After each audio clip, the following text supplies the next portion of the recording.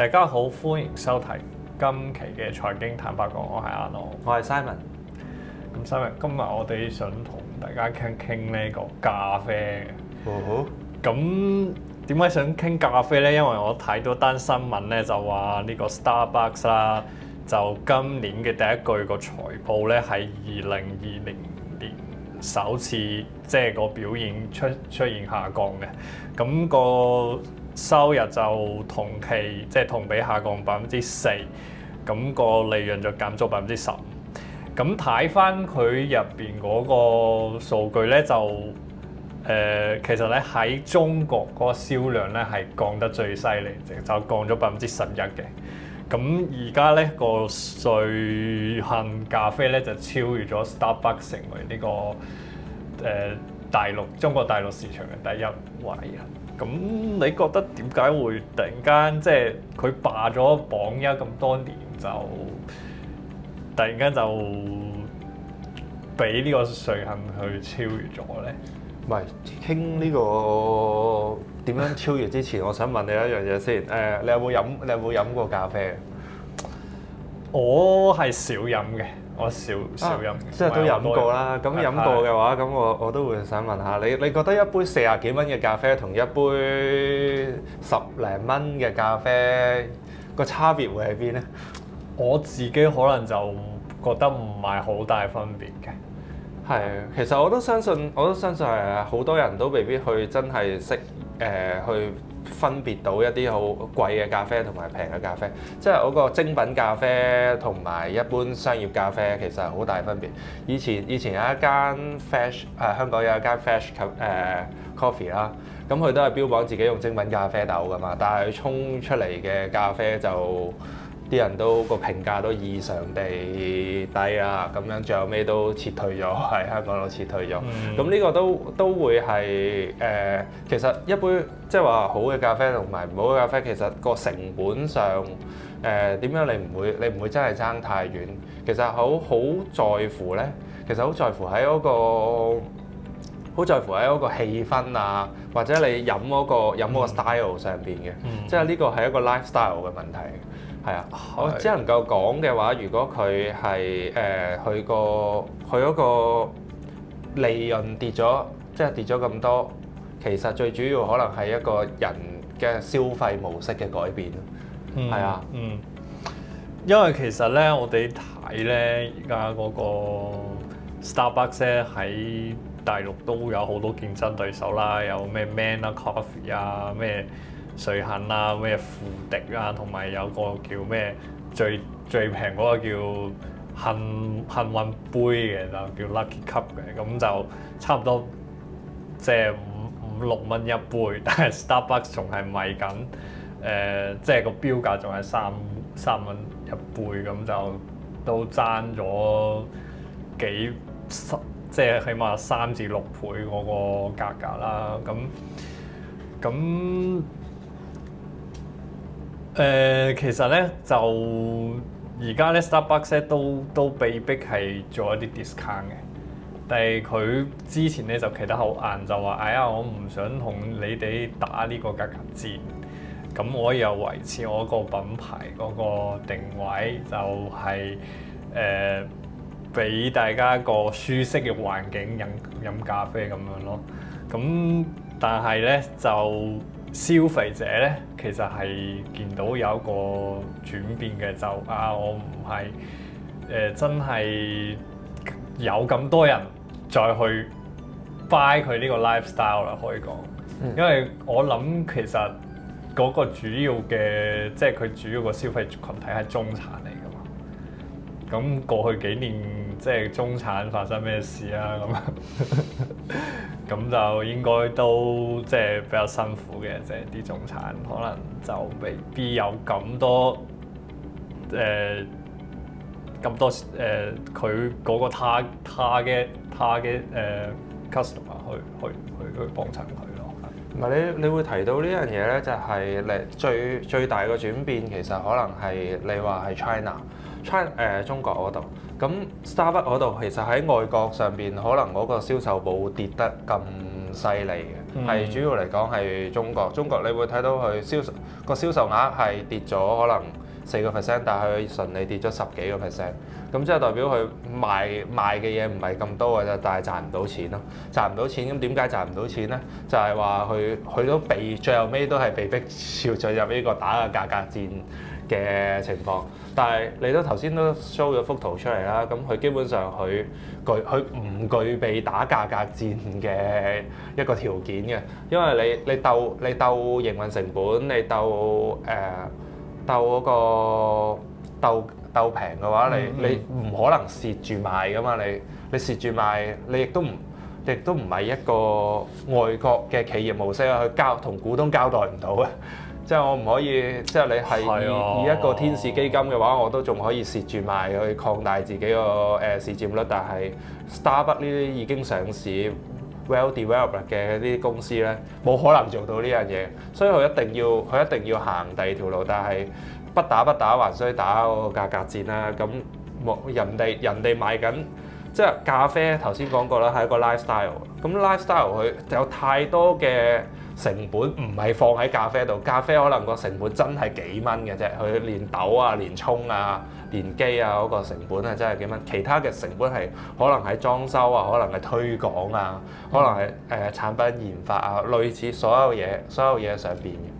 嘅，係啊。咁喺呢個層面上邊有太多嘢唔係真係聚焦咗喺杯咖啡度。當有啲人聚焦咗喺咖啡度嘅時候，佢就可以好平啦。係啊，佢可以好平。咁而所有嘢亦都即係話將咖啡同埋 lifestyle 綁埋一齊嘅，亦都係 Starbucks 去開始噶嘛。所以佢開始個成本，佢有一系列嘅先行者優勢。但係佢慢慢呢樣嘢已經侵蝕咗好多，你諗下都行咗成20年㗎啦 Starbucks 呢個模式，係啊，已經大家個消費者已經習慣咗。咁推出一個新嘅價格嘅時候，咁市場係重新定位。你要睇到瑞幸啊同埋其他咖啡，佢推出9.9咖啡，佢係諗住行2至3年，佢真係將成個消費者對心目中咖啡嘅定價完全推翻咗。係啊，佢根本就係將嗰樣嘢係趕你走啊！唔係話同你共存啊！你仲賣緊20幾蚊杯啊？你20幾蚊杯我賣，咁你嗰個 style，你可以坐喺度，即係話你 Starbucks 老實講，你嗰個環境係咪真係好好咧？其實唔係咯，即係你坐喺 Starbucks 度，你嗰個人嘅即係座位嘅密度都係好高啊，隔離都係有唔同顏色嘅人，你唔會好 chill 咁樣坐喺度。傾即係你唔會好 chill 喎，個環境亦都好嘈啊！即係你唔似坐喺一啲真正嘅 coffee shop 咯，喺香港啊，喺 China 嗰度。咁所以你其他嘅，如果9.9嘅咖啡都俾到你可以坐得好舒服嘅時候，咁 Starbucks 佢俾20幾蚊杯，你又點樣去演得出佢有個優勢咧？咁啊，真係繼續係中產啊！係。咁另外可能都有一個原因咧，就係而家啲年輕人咧嗰個 trend 咧見到係興係好講呢個性價比嘅 CP 值嘅，即係我喺偶爾睇下個小紅書都會邊度酒店又平又靚啦，咁我用咗好少嘅錢就體驗到咁好嘅呢個體驗啦，咁都好興有啲咁嘅 post 喎，咁可能都係即係大家即係年輕人個消費觀念有啲改變，即係譬如我9.9蚊，即係9.9我飲杯咖啡已經同你30幾即係20幾30蚊嘅咖啡差唔多，點解要去即係係啊？即係買咁貴咧？咁即係大家嗰個諗法係轉咗啦，係啊。但係消費者即係年青人嗰個消費觀念其實好受到環境影響嘅，老實講。咁咧以前點解你話你頭先都講過啦，中產係減少咗，咁呢個係全世界都係。咁係有一個財富嘅日出效應咧，其實而家越嚟越低。即係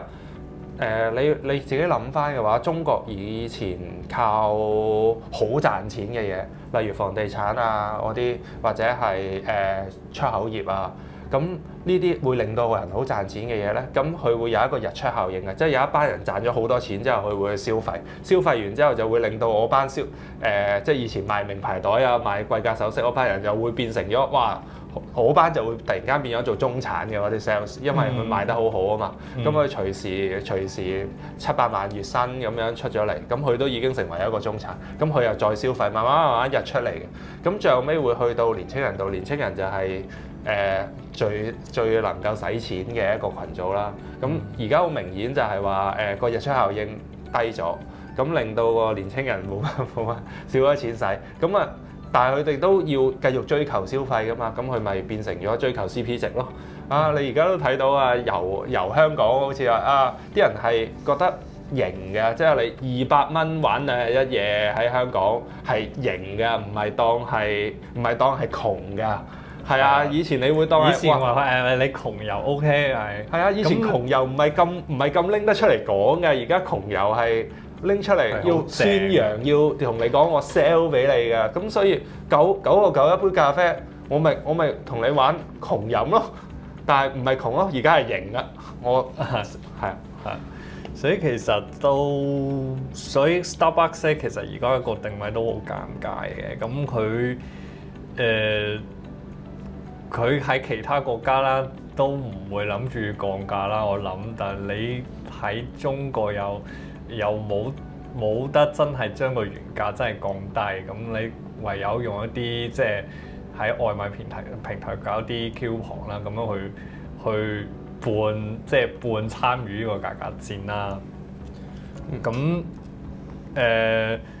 我覺得佢即係嚟緊嗰幾年，可能都會慢慢即係俾啲即係競爭對手蠶食嘅。即係個 market share 會慢慢會被蠶食嘅。唔係呢個其實唔止喺咖啡界度出現，你會喺啲時裝界啊嗰啲度都會有呢啲情況。未來鬥嘅話咧，未來鬥嘅其實已經唔係鬥緊佢個產品，因為你中高價產品一定係有一班即係支持。要俾得起錢嘅支持者，未來譬如你喺時裝業咁樣啦，即係話美國有個品牌 Gap 啦，佢都係賣平價衫嘅，咁佢最近個股價升咧，其實升喺邊咧？佢個價值喺邊咧？就係佢個運輸成本降低咗，跟住其實係鬥緊營運成本啊，已經唔係鬥銷售啊，即係話我啲咁嘅情況，即係如果你未來嗰個咖啡嗰個就係我幾間公司喺國內鬥，我個內卷嘅情況就係鬥平嘅話，你點樣？你唔係諗住賣多啲啦，我諗住照賣咁多嘅啫。但係我點樣將個成本係咁壓縮到9個9啊？咁我賣一杯，我將個成本壓縮到6蚊，我賣一杯都有3個幾賺，就會係一個咁嘅模式。已經唔係再賣 lifestyle 啦，已經係真係好似薄利多銷行嗰隻，成個已經係。嗰個市場就會將佢重新定義翻去做一個內卷化嘅情況咯。咁呢個唔止係中國發生緊，而家喺外國都會發生緊。係啊。另外就係一個 online 啦。咁點樣將更加，因為開門市好貴啊嘛。咁你9個9其實好適合去外賣係啦，外賣。咁外賣你亦都唔需要坐喺嗰度飲啦，因為你已經唔係一個 lifestyle 嘅印象嚟㗎啦嘛。咁你就外賣，咁嗰個成本亦都可以進一步降低咗店鋪裏邊個成本。你個鋪面又唔使咁大，又裝修又費又少咗，人又可以集中咗喺個 product 產生上邊，或者係做得更加快啊！我覺得類型嘅成本降低咯，所以嗰個成個世界嗰個玩法，走平價路線嘅玩法係已經唔同咗 ，focus 翻喺個生產成本上邊。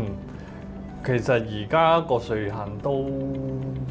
即係佢開門先係開得好犀利嘅，佢而家已經超過1萬間呢個分店，但係 Starbucks 咁多年，到而家都係6000幾間，咁其實喺個營運成本上面咧，我都見到有分析就話佢每一間鋪咧淨係請3個全職，其他就全部兼職嘅，係啦，咁呢啲咧都係一啲好慳成本嘅一啲做法，但係 Starbucks 行咗咁多年，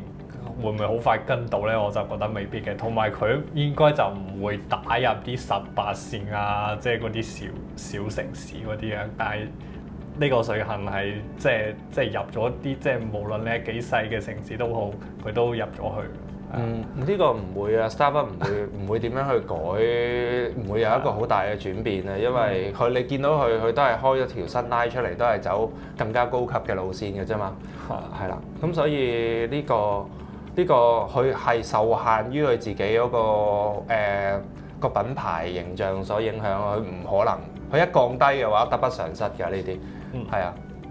今期我哋嘅討論就到呢度啦，咁唔知大家中意飲邊隻咖啡呢？咁都歡迎大家喺留言區留言嘅。好，咁我哋下期再見啦，拜拜。